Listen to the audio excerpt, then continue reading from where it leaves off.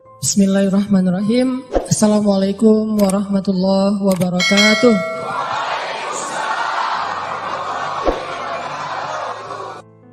Kita akan ngebahas teknis untuk bisa menghijrahkan status dengan melobi langit. Dengan doa. Kan katanya doa itu bisa mengubah takdir, benar? Benar nggak tuh? Allah yang mengubah takdir dengan doa. Jadi bukan doa mengubah takdir, tapi Allah mengubah takdir dengan doa. Dan takdir itu bisa dirubah-rubah. Suka-suka Allah dong. Orang Allah yang nulis takdir, yamhullahu ma yasha'u wa yuthbit, kata Allah. Allah bisa menghapus apa yang Dia tulis dan bisa menetapkan. Jadi nggak usah pesimis, nggak usah putus asa dulu. Wah, kayaknya memang takdirnya nggak bisa. Orang yang jahat kayak saya, yang pernah punya masa lalu yang kelam, nikah dengan akhwat yang hafizoh dari pesantren apa gitu. Kan kayaknya takdirnya nggak. Wal hafizin, wal hafizat, gimana sih? Wal hafizin, gimana sih ayatnya? Saya jadi lupa. Orang yang soleh, orang yang menjaga diri dengan orang yang menjaga diri, orang yang soleh dengan orang yang soleh. At-thayyibin lit-thayyibat, maaf. At-thayyibin lit-thayyibat. Orang yang baik ketemu orang yang baik. Tapi kan saya mah orangnya udah keburu nggak baik duluan. Sekarang lagi belajar jadi orang baik tapi belum baik-baik amat. Sedangkan dia mah udah terpelihara dari dulu. Kayaknya kita mah nggak sekufu, nggak selevel, beda dunia. Yang satu dunia putih, satu dunia hitam. Ini gimana nih nggak ketemu nih? Takdirnya mungkin kita emang nggak layak untuk dia. Tetapi dengan doa Allah Subhanahu Wa Taala berkuasa untuk mengganti takdir. Makanya malam ini kita akan belajar tentang bagaimana menggunakan jalur langit untuk bisa mendapatkan hajat kita. Baik menikah, dapat kerjaan, punya anak, dan keajaiban-keajaiban lain yang bisa kita dapatkan kalau kita tahu cara menggunakan jalur langit. Sebelum kita masuk materi itu, yuk kita tilawah bareng-bareng ayat yang standar lah tentang doa. Udah pada tahu kan? Silakan dibuka. Ayat apa? Surat Al-Baqarah ayat 186. Itu standar banget kalau bab doa. Surat Al-Baqarah ayat 186.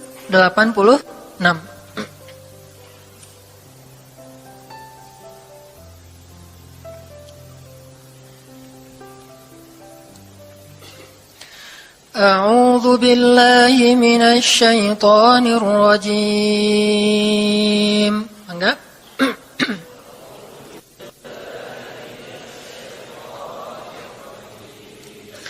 Bismillahirrahmanirrahim.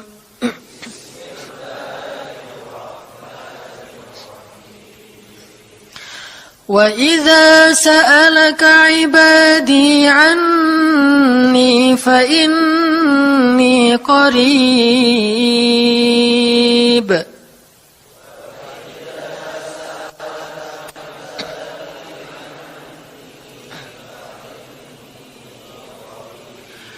Ujibu da'watad da'i idza da'an.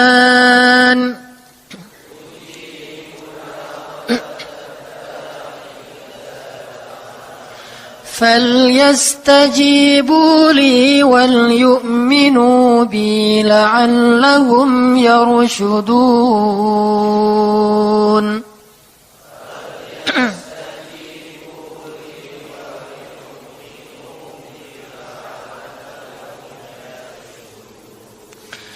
Dan apabila hamba-hambaku bertanya kepadamu tentang aku, maka jawablah bahwasanya aku dekat. Aku mengabulkan permohonan orang-orang yang berdoa kepadaku apabila dia memohon kepadaku. Maka hendaklah mereka memenuhi segala seruanku dan hendaklah mereka beriman kepadaku agar mereka selalu berada dalam kebenaran. Shadaqallahul azim. Teman-teman yang dirahmati Allah Subhanahu wa taala, ayat ini adalah ayat kalau kita kasih judul ayat ini tuh janji Allah kepada orang yang berdoa. Janji Allah kepada orang yang berdoa. Makanya doa itu benar-benar senjata orang mukmin. melebihi senjata apapun yang dimiliki oleh seseorang. Paling dahsyat itu kalau punya doa. Jadi kalau orang yakin kepada Allah, maka dan keyakinan dia kepada Allah lebih besar daripada keyakinan dia kepada apapun, maka selama dia masih bisa berdoa kepada Allah, dia tenang. Ada masalah dikit, oh ilahi. Ada masalah dikit, ilahi. Ada masalah dikit, Rabbi. Terus saja. Ada masalah sepele apapun, minta ke Allah. Ada masalah apapun, minta ke Allah. Dan kata Nabi, janganlah kalian menjadi lemah dalam berdoa. Karena sesungguhnya tidak akan binasa seseorang selama dia masih berdoa kepada Allah. Itu hadis Nabi dari Aisyah. Janganlah kalian menjadi lemah dalam berdoa. Artinya jadi pundung, jadi putus asa dalam berdoa. Karena tidak akan binasa seseorang selama dia masih berdoa kepada Allah Subhanahu wa ta'ala. Jadi kalau kita masih terus mengharap dan meminta kepada Allah, kita nggak akan binasa. Kita nggak akan kalah. Kita nggak akan rugi. Dan kata para ulama, segala sesuatu di dunia ini akan pergi dan tidak kembali. Ini clue penting nih, bisa dicatat. Segala sesuatu di dunia ini akan pergi dan tidak akan kembali kecuali doa. Dia pergi dan dia pasti akan kembali. Segala sesuatu kalau udah pergi di dunia ini nggak akan kembali lagi. Kalau pergi di sini maksudnya pergi kepada Allah. Tapi kalau doa pergi ke Allah, dia pasti akan balik lagi kepada yang meminta. Satu-satunya yang pergi ke Allah dan kembali di dunia ini hanyalah doa. Makanya ayat ini kalau kita kasih judul adalah janji Allah kepada hambanya yang berdoa. Allah berjanji, apa kata Allah? Inni qaribun. Aku itu dekat. Maksudnya nggak mungkin aku nggak dengar doa kalian. Begitu kita berdoa, kita pikir, Allah dengar enggak ya? Jangan-jangan kok doa saya belum diijabah, kayaknya Allah enggak dengar yang kemarin, saya harus keraskan lagi suara saya. Enggak, inni qarib. Arti inni qarib, aku itu dengar banget apa yang kamu ucapkan. Enggak usah diucapkan, di dalam hati aja Allah udah dengar. Siapa yang pernah berdoa di dalam hati terus langsung Allah ijabah? Rasulullah. Coba teman-teman buka awal juz kedua. Ayat surat Al-Baqarah ayat 144. Itu gara-gara Nabi ada harapan di dalam hati tapi nggak berani ngomong gitu ke Allah. Cuma dipendam di dalam hati doang. Tapi langsung diijabah oleh Allah. Ayat surat Al-Baqarah ayat 144. Allah berfirman, "Qad nara taqalluba wajhika fis samaa." فَلَنُوَلِّيَنَّكَ قِبْلَةً تَرْضَاهَا فَوَلِّ وَجْهَكَ شَطْرَ الْمَسْجِدِ الْحَرَامِ وَحَيْثُ مَا كُنْتُمْ فَوَلُّوا وُجُوهَكُمْ شَطْرَهُ وَإِنَّ الَّذِينَ أُوتُوا الْكِتَابَ لَيَعْلَمُونَ أَنَّهُ الْحَقُّ مِنْ رَبِّهِمْ وَمَا اللَّهُ بِغَافِلٍ عَمَّا يَعْمَلُونَ.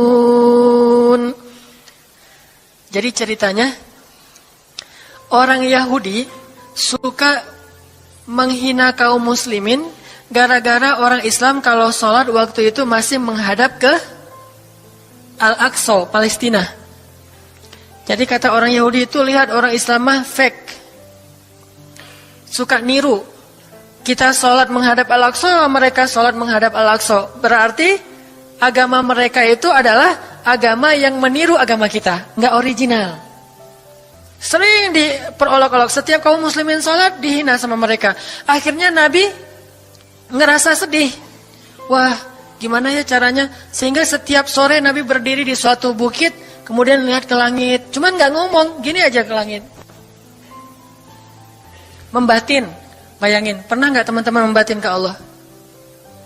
Ini yang harus kita coba lakukan. Belajar membatin kepada Allah. Itu romantis banget. Jadi duduk sendiri. Allah, ngomong gitu dalam hati. Dan yakinlah ini qarib, Allah tuh dengerin. Jangan pikir saya kayak ngomong sendiri, kayak orang kurang waras. Enggak, Allah itu mendengar. Jadi kita batin aja sama Allah, ngomong dalam hati. Ya Allah, saya tuh lagi gini, ada masalah. Ngomong dalam hati kita. Please Allah, please gitu ya. Nah, Itu kalau kita membatin, inni qaribun wa asirru qaulakum aw ijharu bih innahu alimun bidzatis sudur. Jadi Nabi nggak enak mau ngomong, ya Allah tolong dong pindahin kiblat dari Masjidil Aqsa ke Masjidil Haram. Soalnya daripada dikata-katain melulu sama orang Yahudi, mau ngomong kayak gitu tuh nggak enak sama Allah. Malu Rasul ke Allah. Masa kiblat aja minta dipindahin. Akhirnya Nabi cuma ngelihat ke langit aja tiap hari. Udah selesai pulang. Besok lihat lagi ke langit. Turunlah ayat ini. Sesungguhnya kami telah melihat bagaimana kamu selalu menengadahkan wajahmu ke langit. Maka kami palingkan kiblat ke arah yang kamu sukai. Coba lihat. Turun wahyu untuk merespon doa Nabi yang bahkan belum diverbalkan. Belum diucapkan dengan kata-kata, tapi Allah udah ngerespon. Ini kan keajaiban doa nih. Cuman kita seringnya ngerasa udah minta berkali-kali kok nggak dikasih-kasih. Kita belajar sekarang. Rasul nggak usah minta pakai verbal, cuman membatin doang dalam hati, Allah udah ngasih. Pernah nggak teman-teman ngerasa kayak gitu? Ada kepengen sesuatu, tiba-tiba terwujud. Pernah kan? Tapi kepengennya yang baik-baik. Pengen misalnya, aduh, saya pengen banget umroh. Cuman mau ngomong kayak gitu mah, saya mah orangnya kayaknya nggak mungkin bisa umroh kalau ngandalin harta. Orangnya nggak mampu, kerjanya juga pas-pasan, gimana mau umroh untuk makan aja susah. Tapi pengen banget dalam hati kita. Dan itu rindunya tuh rindu banget. Setiap kali ngelihat video atau tayangan di TV tentang umroh dan haji, menitikkan air mata. Saking kangennya ke Baitullah. Allah tahu itu dalam hati kita. Tiba-tiba ada jalan. Ada aja jalannya. Dan bisa dikasih sedekah, bisa juga hadiah, bisa juga door prize, bisa juga macam-macam. Pokoknya ada jalan aja, tiba-tiba bisa umroh. Dan saya sering banget membawa orang umroh. Di antara jamaah itu selalu ada 1 atau 2 orang yang umrohnya itu miracle, keajaiban dari Allah. Ketika saya cari tahu alasannya apa, ternyata emang dia dari dulu pengen banget umroh. Cuman nggak bisa ngandelin hartanya, Allah kasih jalan yang lain. Bukankah Allah itu memampukan yang diundang, bukan mengundang yang mampu? Kan itu yang sering kita dengar kan? Allah tidak mengundang yang mampu, tetapi memampukan yang diundang. Kalau udah Allah undang, pasti mampu. Kalau Allah nggak ngundang, walaupun dia mampu nggak akan bisa. Jadi Allah bukan mengundang yang mampu, tetapi memampukan yang diundang. Sehingga kita kalau hati kita kayaknya pantas diundang, Allah undang tuh. Begitu juga dalam urusan rezeki. Aduh, saya pengen kerjaan yang kerjaannya itu lebih halal, lebih nyaman, bisa sholat berjamaah tepat waktu, ada waktu juga buat keluarga, bisa juga berdakwah ke teman-teman. Akhirnya membatin kita itu karena kuat banget, Allah wujudkan.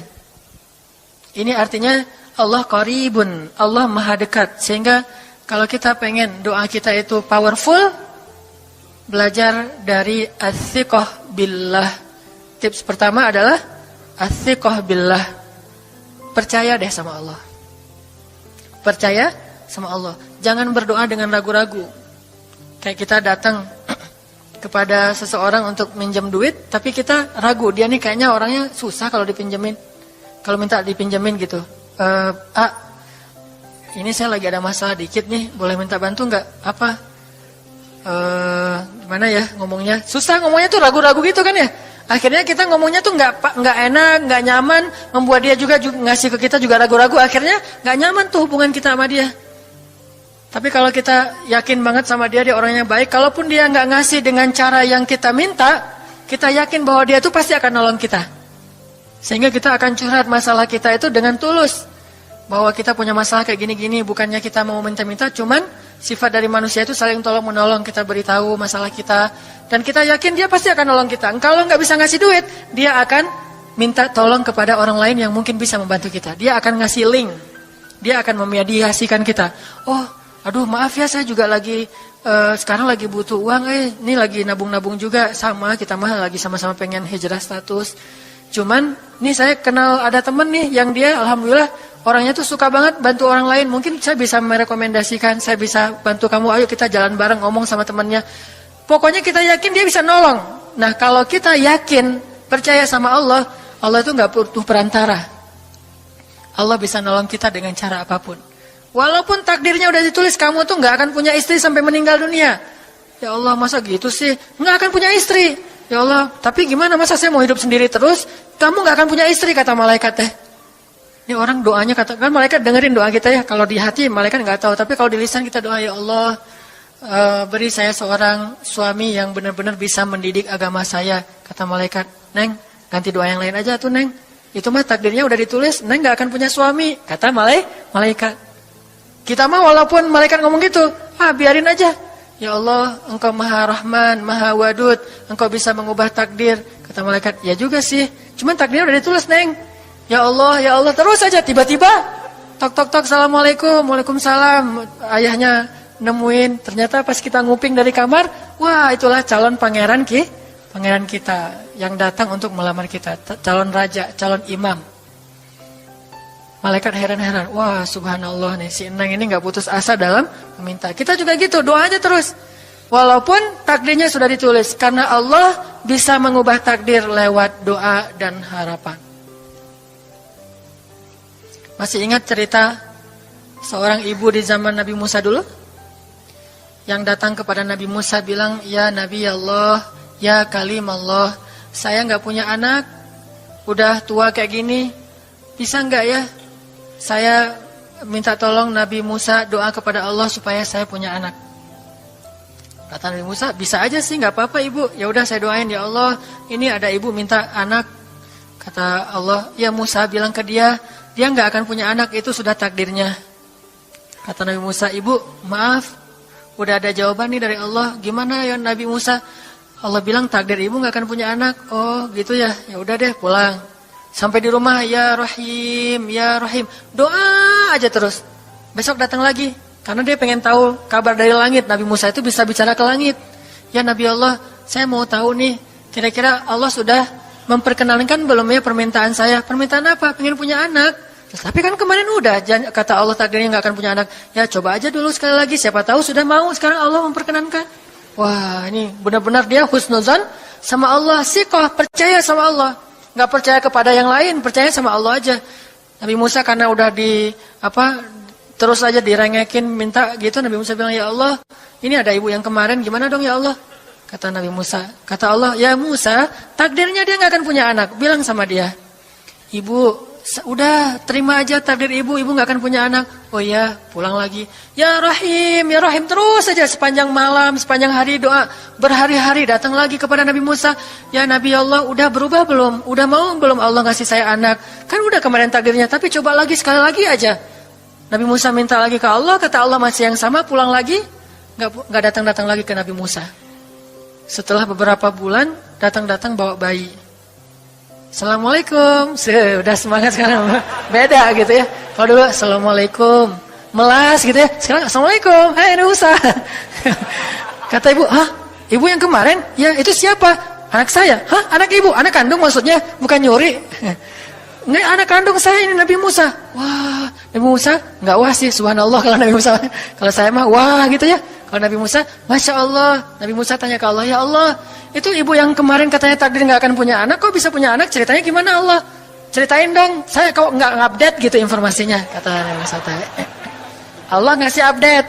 Kata Allah, Musa, setiap kali aku bilang dia nggak akan punya anak, dia terus berdoa dengan menyebut Ya Rahim, Ya Rahim. Allah itu kan senang banget dipuji, dan Allah lebih berhak untuk dipuji. Kalau kita senang dipuji nggak baik, kalau Allah senang dipuji, emang punya hak untuk dipuji kan? Allah senang dipuji. Dia bilang Ya Rahim, kamu bilang gak akan punya anak, dia bilang Ya Rahim, terus saja berharap. Wahai Musa, sesungguhnya rahmatku mendahului takdir. Rahmatku mendahului takdir. Akhirnya dengan sifat Rahim, Allah mengubah takdir ibu ini. Walaupun secara ilmiah gak mungkin punya anak karena sudah menopause. Tetapi Allah yang memiliki kekuasaan atas segala sesuatu. Nah, tips pertama adalah kalau kita pengen doanya powerful, melahirkan mukjizat dan keajaiban, adalah as-siqah billah, harus percaya sama Allah. Pertama, percaya bahwa Allah Subhanahu wa taala itu maha kuasa mengubah apapun yang Dia kehendaki. Apa yang Allah ingin, masya Allah kan pasti terjadi. Wa man lam yasha lam yakun. Kalau Allah nggak pengen, nggak akan terjadi. Jangan suuzon sama Allah terus bilang, nggak enak banyak minta, amal saya sedikit, mending saya beramal aja nggak usah banyak minta. Jangan memperlakukan Allah seperti kita memperlakukan makhluk. Orang kalau kita banyak minta, dia akan kesulitan. Lama-lama dia akan merasa terganggu. Tapi Allah kalau nggak diminta, dia marah. Manusia kalau kita minta banyak-banyak, dia marah. Allah kalau kita nggak minta, dia malah marah. Masya Allah ya, luar biasa. Allah tuh senang banget kalau hambanya meminta. Sehingga di antara hamba yang paling Allah cintai, di antara hamba-hambanya, hamba yang paling banyak menengadahkan wajah dan telapak tangannya. Ilahi, ilahi. Minta sama Allah, Allah tuh suka banget diminta. Orang yang suka meminta itu bahasa Arabnya awwahun. Inna Ibrahim la'awwahun halim. Ibrahim itu hamba yang awwahun halimun. Awwah, halim. Halim itu artinya menahan amarah. Awwah, da'a. Da'a artinya banyak berdoa. Kalau da itu berdoa. Kalau da'a senang banget doa. Ada masalah dikit, ilahi, Rabbi, ngadu aja ke Allah, manja gitu. Dan Allah tuh senang banget dengan hamba yang kayak gitu. Sehingga sampai Nabi mengatakan, mintalah kepada Allah walaupun cuman garam. Garam aja minta ke Allah. Sepele banget masalah kita. Ya Allah, mudah-mudahan nanti nggak macet ya. Minta sama Allah. Kok macet ya Allah? Ya biar kita sabar. Udah tahu jam macet berangkatnya telat gitu ya. Jangan salahin Allah. Tapi minta, bilang, biasakan kita tuh komunikasi sama Allah dengan manja. Ya Allah, mudah-mudahan saya bisa jawab ujiannya. Udah belajar sih ya Allah, cuma nggak tahu kan semuanya di tanganmu. Minta ke Allah. Bismillahirrahmanirrahim. Makan ya Allah, ini rezeki darimu. Makasih ya, makan. Kalau bahasa lainnya makasih, alhamdulillah. Alhamdulillahilladzi at'amani hadza wa razaqanihi min ghairi haulin minni wala quwwah. Hafal tuh? Kalau enggak hafal udah aja bismillah lah. Alhamdulillah gitu.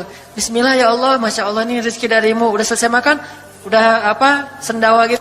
Alhamdulillah, Allah baik banget. Ngomong sama Allah, sering-sering komunikasi sama Allah. Dan Allah itu wa huwa ma'akum aina ma kuntum. Dia bersama kalian dimanapun kalian berada. Bersama ya, bukan ada.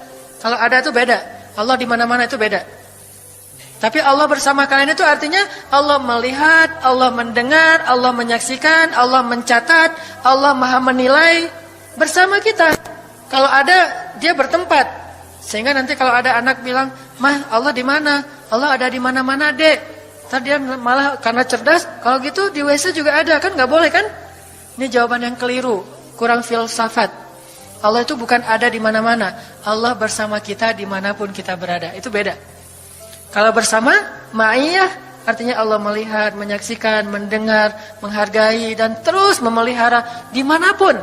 Sehingga nggak usah khawatir bahwa ini mah nggak di masjid, nggak apa-apa. Selama bukan di tempat yang najis seperti di kamar mandi atau di mana yang tempat-tempat yang nggak boleh, kita itu mah nggak. Tapi yang di tempat yang umum, di pasar, di jalan, lagi di kendaraan, di dalam masjid, di luar masjid, Allah, ilahi, Rabbi. Kalau perlu lebih manja lagi, pakai irama dikit. Allah, gitu. Kayak orang manggil temennya gitu. Atau kita miss call Allah dulu. Ya Allah, udah nggak ngomong apa-apa. Itu miss call. Miss call Allah. Ngapain miss call? Caper, kangen sama Allah. Allah gitu lagi. Itu zikir kan? Allah, Allah, Allah. Kata Allah, ada apa hambaku? Allah lagi terus saja Allah. Di miss call berkali-kali, pas Allah buka, wah 100 miss call. Allah 100 kali zikir. Udah 100 kali miss call, Allah yang telepon balik. Ada apa hambaku? Wah, ditelepon sama Allah. Lewat kejadian-kejadian hidup, tiba-tiba ada kejutan dari Allah. Langsung bilang sama Allah, thanks Allah. Kan romantis tuh sama Allah. Jangan cuma sama cewek doang bilang thanks, segala macam bahasa-bahasa yang keren. Sama Allah juga harus keren. Tapi setelah thanks, alhamdulillah, karena itu yang paling baik. Intinya harus percaya sama Allah. Allah tuh senang banget didoain, kita berdoa kepadanya gitu. Allah tuh senang.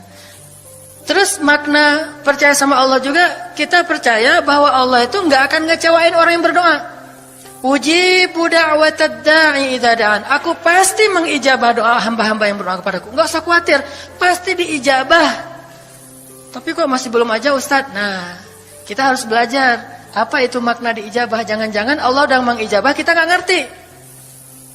Kayak ada analogi tentang orang yang tenggelam, terus dia meninggal sambil menuduh Allah, Allah kok nggak nolong saya? Bukankah aku sudah mengirim pelampung?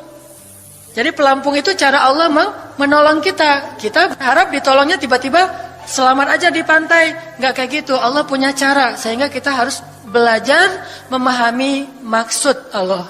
Allah maksudnya apa? Di antara cara Allah mengijabah, kata para ulama, satu, Allah mengijabah persis seperti yang kita minta. Dua, Allah mengijabah yang lebih baik dari yang kita minta. Yang ketiga, Allah kalau nggak ngasih persis, ngasih yang lebih baik, dikasih di akhirat. Bahkan itu lebih keren daripada di dunia. Kok di akhirat sih? Ntar dulu. Akhirat itu jaraknya nggak jauh dengan kita. Cuma 60 tahun. 60 tahun tuh cepat banget loh. Sekarang rata-rata usianya berapa? Bahaya kalau nanya usia.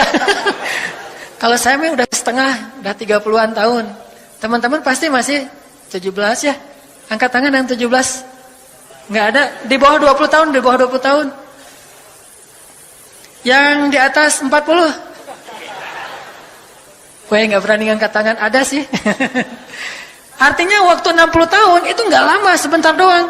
Jadi analoginya gini, kita lagi kuliah, pengen nikah. Terus kita naksir sama seorang cewek cantik banget.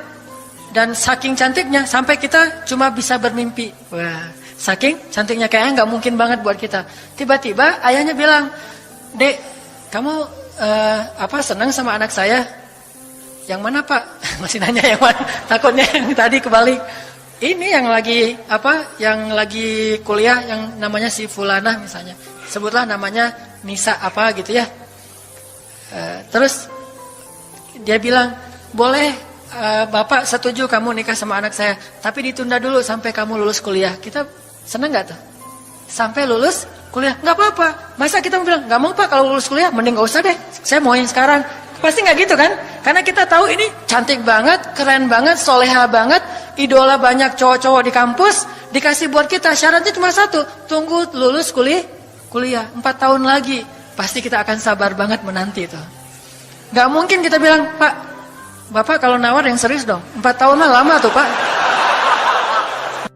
Yang kedua, tips supaya doa kita powerful.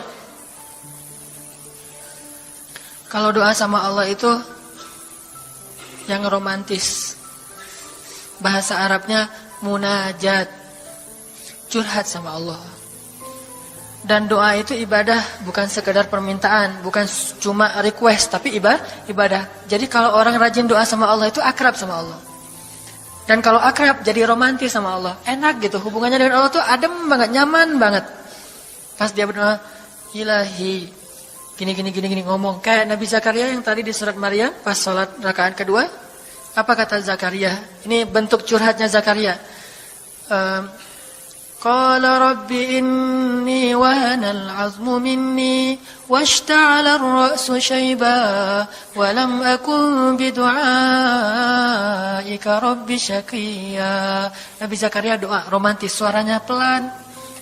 Wadhkur fil dzikru rahmati rabbika 'abdahu Zakaria idz nada rabbahu nidaan khafiyya.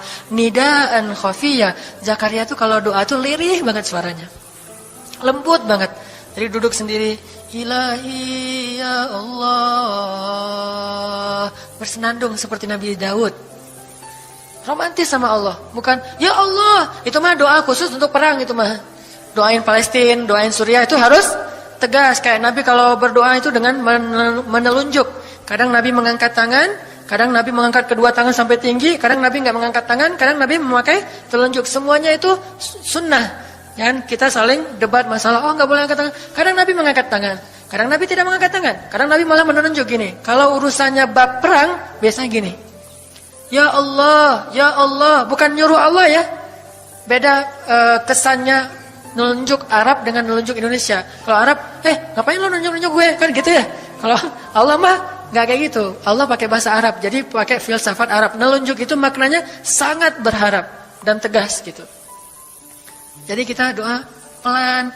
"Ya ilahi, إني وهن العظم مني واشتعل الرأس شيبا ولم أكن بدعائك رب شقيا. Ya Allah, tulang saya sudah lemah, rambut saya sudah beruban semuanya, tidak ada satu helai pun yang hitam. Tapi saya belum pernah berputus asa dari berdoa kepadamu ya Allah. Ini namanya curhat. Wa inni khiftul mawaliya min warai. Ya Allah, saya takut banget kalau saya meninggal tidak ada yang meneruskan dakwah saya, sedangkan Bani Israel itu mudah tergelincir. Fahabli min ladunka waliya. Ya Allah, beri saya seorang anak walaupun istri saya sudah mandul, tapi saya terus berharap kepadamu ya Allah. Ya Allah, please gitu. Waj'alhu rabbi radhiya. Ya Allah, jadikan anak itu yang sangat engkau ridhoi. Minta Nabi Zakaria ke Allah. Tiba-tiba dapat kejutan. Ya Zakaria, inna nubashiruka bi ghulam. Wahai Zakaria, bergembiralah, kamu akan punya seorang anak laki-laki. Itu hasil curhat ke Allah. Langsung Allah kasih nama. Ismuhu Yahya lam naj'al lahu min qablu samiyya. Namanya Yahya, kata Allah. Jangan cari lagi di Google. Udah ada namanya tuh, nggak perlu lagi nyari di googling gitu nama yang bagus apa gitu kan ya. Lagi serius-serius.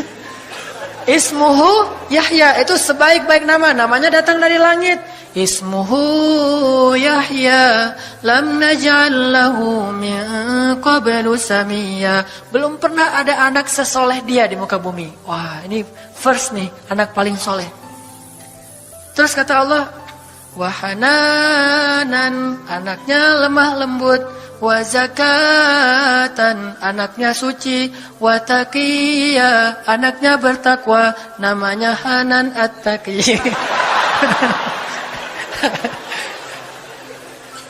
Itu mah doa ya, bukan GR.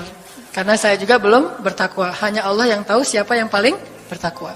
Terus apalagi sifatnya? Wa barram biwalidayhi, anaknya sangat berbakti kepada orang tua. Allah kasih spesifikasi anak yang Allah pengen ngasih ke Zakaria. Itu luar biasa sifat-sifatnya. Wa barran biwalidayhi, enggak pernah nyakitin orang tua. Walam yakun jabbaran 'asiyya, enggak pernah berlaku kasar, tidak pernah bermaksiat, enggak pernah berdosa tuh Yahya. Wassalam, Allah menjaga dia. Wassalamun alaihi yauma wulida, Allah jaga dia ketika dia lahir. Wa yauma yamutu, ketika dia wafat. Wa yauma yub'atsu hayya, ketika dia dibangkitkan. Wah, ini dijamin dunia akhirat sama Allah. Hasil munajat. Allah kasih kejutan yang paling istimewa. Makanya bermunajatlah kepada Allah. Ya Allah, titikkan air mata, ngomong sama Allah masalahnya apa. Ya Allah, saya pengen nikah banget. Bukan apa-apa ya Allah, saya pengen punya keturunan yang soleh-solehah. Saya pengen sholat berjamaah waktu tahajud. Saya pengen diimami oleh seorang imam yang baik bacaannya, yang soleh. Saya pengen mendidik anak saya berdua dengan pasangan saya. Saya pengen, yang baik-baik sebutin. Pengennya kita, hajat kita itu apa? Cuman ya Allah, saya kurang modal. Ngomong Allah kayak gitu. Gak apa-apa pakai gaya-gaya kita sendiri. Gaya Sunda, gaya apa, bebas lah. Ya Allah, kurang modal banget. Gimana nih ya Allah? Tapi kan engkau maha kaya ya Allah. Bilang gitu. Dan Allah akan mengatakan, lihat hambaku memujiku. Kan kayak kita bilang, Alhamdulillahi Rabbil Alamin. Allah bilang, hambaku memujiku. Ar-Rahmanir-Rahim, hambaku mengagungkanku. Maliki Yaumiddin, hambaku gimana sih hadisnya tuh? Kan gitu kan ya. Allah merespon setiap ucapan hambanya. Jadi kita bilang, tapi kan engkau maha kaya ya Allah. Oh iya benar.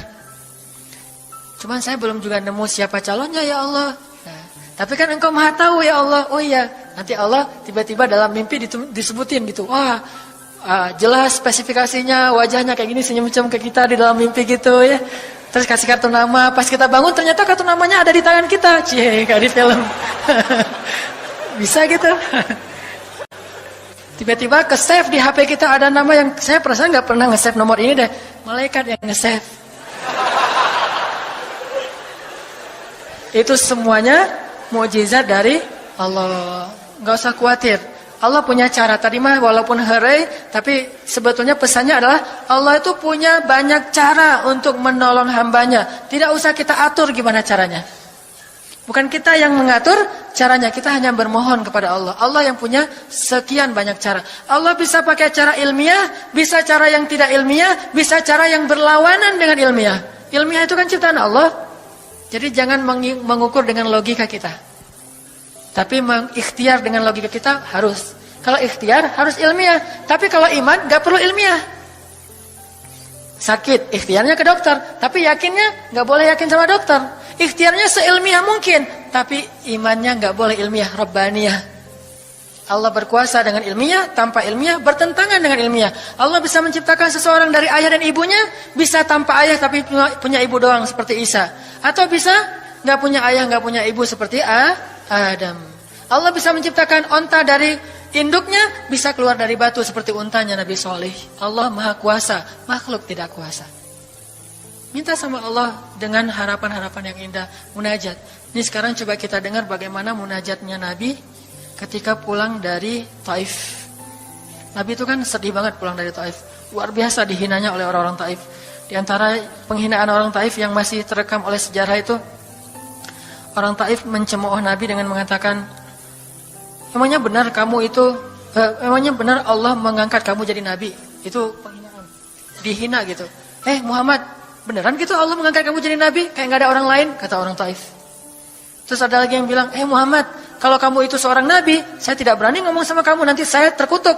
Tapi kalau kamu bukan Nabi, pendusta, ngapain juga saya ngomong sama kamu? Jadi mending gak usah ngomong aja, daripada ngomong dengan pendusta. Intinya dia gak mau ngomong sama Nabi, tapi meracau. Dia bilang, kalau kamu Nabi, kalau saya berdebat kamu, saya akan dikutuk.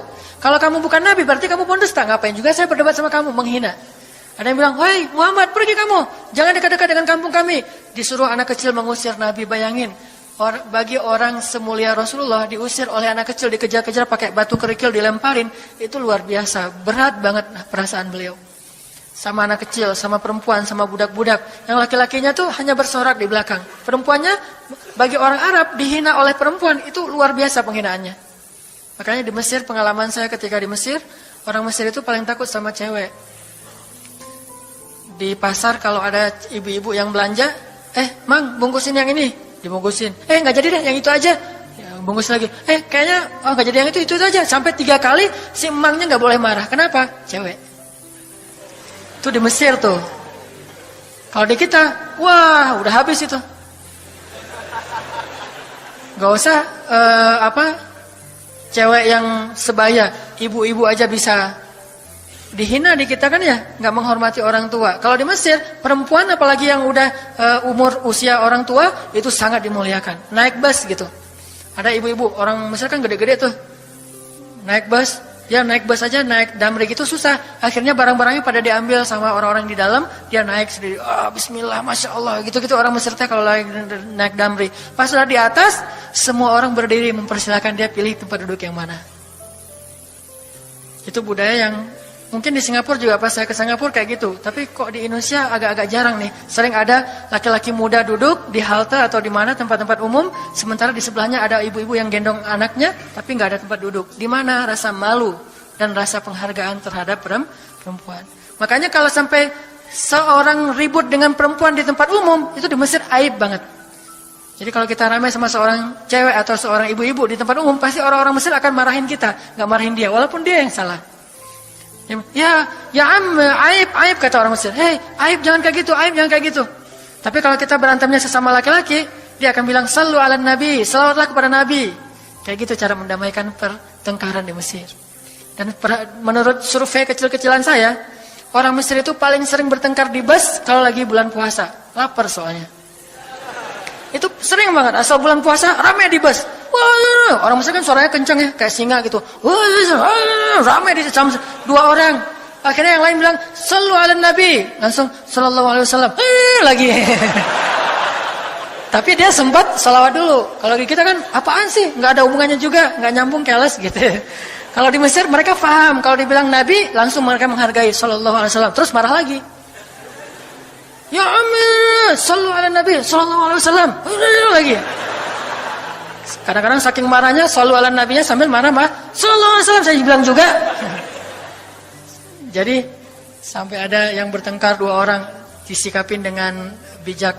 Orang Mesir kalau marah tuh suka bilang keledai, ya Ahmar, wahai keledai gitu.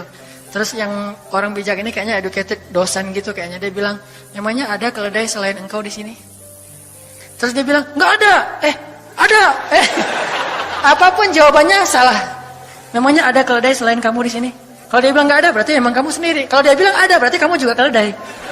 Cerdas ya, luar biasa nih di Mesir. Saya dapat banyak luar biasa pengalaman. Intinya apa? Perempuan yang mengusir Nabi di Taif, perempuan, anak-anak, budak. Coba gimana perasaan Nabi?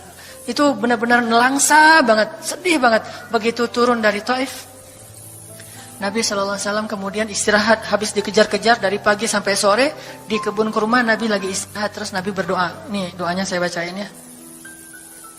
Wahai Robku, kepada engkaulah aku adukan kelemahan tenagaku dan kekurangan daya upayaku. Wahai Robku, engkaulah yang maha rahim, engkaulah pelindung orang-orang yang lemah, engkaulah penciptaku. Kepada engkau aku berserah diri ya Allah. Kepada musuh, kepada siapa engkau akan menyerahkanku ya Allah? Kepada musuh yang akan mencelakaiku, atau kepada keluarga yang akan membantu urusanku. Tapi apapun itu, tidak ada keberatan bagiku, asal engkau tidak marah kepadaku. Mau diserahin ke musuh, gak apa-apa ya Allah. Mau diserahin kepada keluarga juga gak apa-apa. Yang penting kau gak marah ya Allah. Ini bahasa Nabi. Terus Nabi bilang,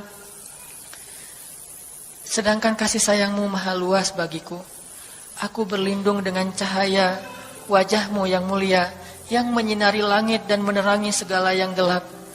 Dan atasnya lah teratur segala urusan dunia dan akhirat. Dari engkau menimpakan atas diriku kemarahanmu. Aku berlindung dari kemarahanmu ya Allah. Dari juga azab-azabmu. Kepada engkaulah aku adukan perihalku, sehingga engkau ridho. Tiada daya dan upaya melainkan dengan kekuasaanmu ya Allah.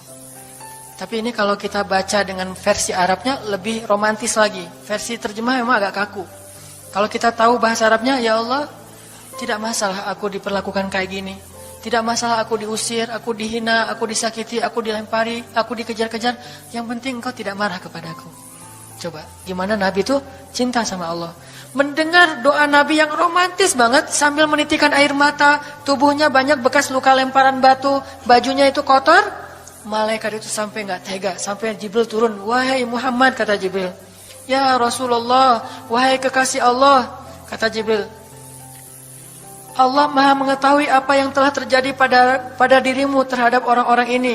Allah telah memerintahkan malaikat gunung untuk mentaati perintahmu ya Rasulullah. Kata malaikat. Jadi kayak ada seorang anak yang nangis sedih, tiba-tiba datang ayahnya ngelus-ngelus gitu menenangkan dia. Ya Rasulullah, Allah udah memerintahkan malaikat gunung kok, jadi menghibur gitu. Jangan sedih ya Rasul, jangan sedih, gak apa-apa. Itu malaikat gunung udah siap tuh, apapun yang kamu perintahkan. Langsung malaikat gunung siap-siap gitu. Terus kata malaikat gunung, ya Rasulullah, wahai kekasih Allah, perintahkan saja kepada kami apapun. Jika engkau mau, kami akan timpakan 2 gunung ini kepada penduduk Taif, sehingga mereka mati terhimpit oleh gunung-gunung yang kami timpakan. Perintahkan ya Rasulullah, perintahkan. Kata Rasulullah, tidak wahai para malaikat. Kalaupun mereka tidak beriman hari ini, aku berharap kepada Allah, anak cucu mereka kelak akan beriman. Nabi gak sakit hati kepada orang Taif. Dan Nabi juga tidak marah kepada Allah ketika beliau diperlakukan oleh hamba-hamba Allah kayak gitu. Tetapi yang penting Allah jangan marah sama saya ya. Kalau bahasa kita mah, ya Allah maaf ya saya jadi kayak gini nih. Tapi Allah gak marah kan? Gitu banget tuh sama Allah coba. Dia udah habis-habisan, kemudian belum berhasil dakwahnya, masih takut sama Allah. Kayak kita ngedakwahin teman kita, terus kita dicela sama teman kita, dimusuhi oleh teman kita gak marah sama dia, gak marah sama Allah. Gak bilang, Allah itu sih susah ya dakwah. Gak ngomong kayak gitu. Ya Allah maaf ya dia belum menerima dakwah saya. Ini pasti karena saya gak benar nih nyampainya. Ya Allah jangan marah ya sama saya. Besok saya coba lagi gitu sama Allah. Terus ke orangnya gak marah karena mungkin dia fa'innahum la ya'lamun. Mereka tidak mengerti. Besok akan dicoba lagi, didakwahin lagi, diajak lagi. Terus aja kayak gitu. Ini munajat Nabi kepada Allah SWT. Sehingga gara-gara munajat itu malaikat turun. Sama kayak munajat curhatnya Nabi Yunus. La ilaha illa anta subhanaka inni kuntu minadh dhalimin. Subhanallah. Nabi Yunus tuh bermunajat di dalam perut ikan, lirih banget, suaranya tuh pelan banget. Tapi suara yang pelan itu menggetarkan arasy Allah Subhanahu wa taala. Kita udah teriak-teriak pakai mic, enggak ada yang bergetar. Nabi Yunus kalimatnya sederhana, tetapi dari hati banget, benar-benar curhat. Ya Allah, tidak ada ilah selain Engkau. Aku ini udah zalim terhadap diriku sendiri. Ya Allah, maafin saya, maafin saya. Subhanallah, subhanallah, Engkau maha suci, saya ini kotor. Engkau maha suci, saya ini kotor. Terus saja sampai suara Nabi Yunus di dalam perut ikan, di dalam laut yang dalam itu menggetarkan arasy Allah di langit ketujuh. Tiba-tiba malaikat arasy bertanya, suara siapa ini ya Allah? Begitu indah, begitu lembut, meminta ampun kepadamu ya Allah. Kata Allah, itu suara hambaku Yunus. Apa yang dia minta ya Allah? Dia minta ampun kepadaku. Ya Allah, please ampunin dia ya Allah, please. Kata malaikat-malaikatnya. Semua malaikat meminta ampun untuk Yunus alaihissalam. Sehingga kemudian Allah mengatakan, ya sudah aku ampuni dia. Tiba-tiba Nabi Yunus diselamatkan. Curhat sama Allah. Kalau ada masalah, bilang ke Allah. Apapun, ya Allah. Duduk sambil bersandar di pohon. Ya Allah, coba buka surat Al-Qasas. Gimana Nabi Musa itu suka curhat kepada Allah. Surat Al-Qasas, surat 28 ya. Ayat ini ya.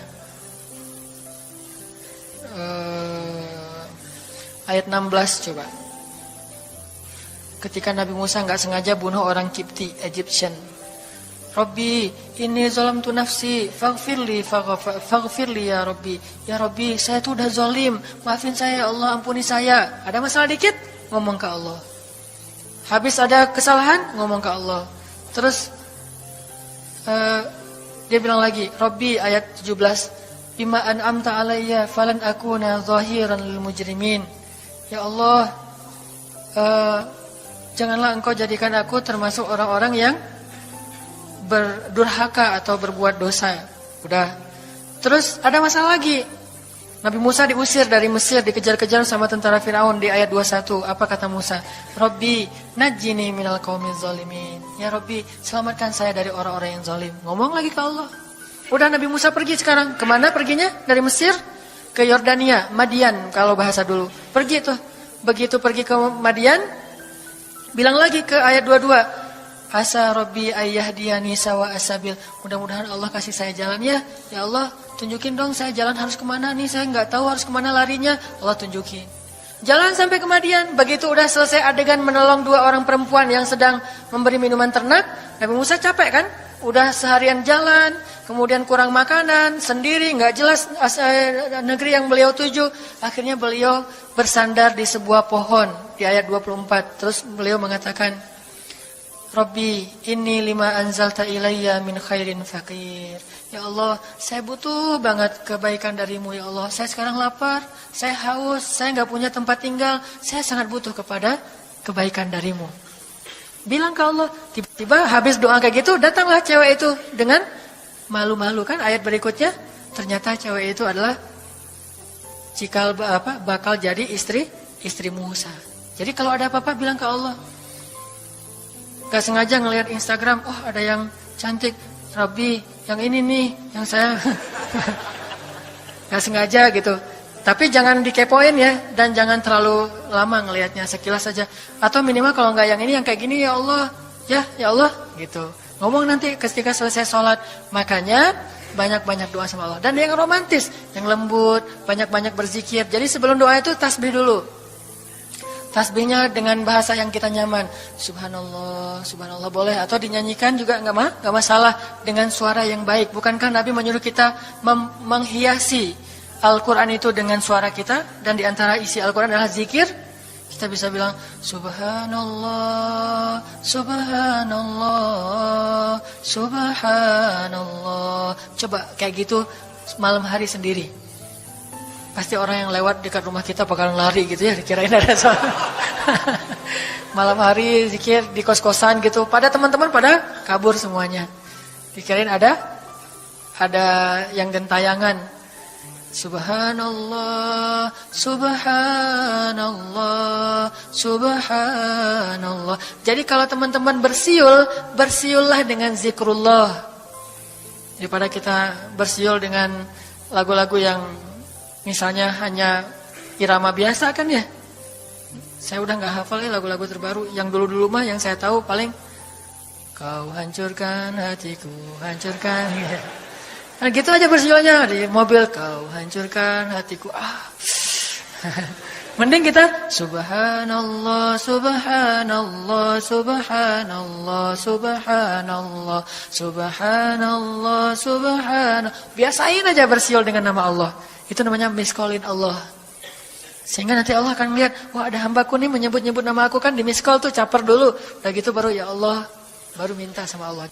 Kalau kita mau munajat, mau romantis, mau curhat sama Allah, sebut nama Allah, agungkan kebesaran Allah, berselawat kepada kekasih Allah yaitu Rasulullah sallallahu alaihi sayyidina Muhammad. Mau pakai sayyidina mangga, enggak pakai sayyidina mangga, yang penting jangan ribut bab sayyidinanya. Mau doa aja, enggak ada tuh sayyidina, rame kan? Enggak berdoa ada jadi debat kan ya? Komen, udah aja enggak masalah. Mau pakai sayyidina mangga, enggak pakai sayyidina juga enggak masalah, tergantung mazhab. Ada yang nyaman harus pakai sayyidina karena saya cinta sama Rasulullah. Ada yang nyaman saya justru karena cinta sama Rasulullah, enggak mau nambah-nambah kayak gimana Nabi mengucapkan aja, mangga. Yang penting salawat. Allahumma sholli ala Muhammad, Allahumma sholli ala sayyidina Muhammad. Baru minta, ya Allah saya lagi ada masalah gini nih ya Allah, sebutin, curhat sama Allah. Dengan demikian doa kita akan diijabah insyaallah. Tapi ini baru berapa nih? Baru 2 ya. Ada beberapa tips untuk doa yang powerful, insya Allah ini akan kita lanjutkan pada pertemuan yang akan datang.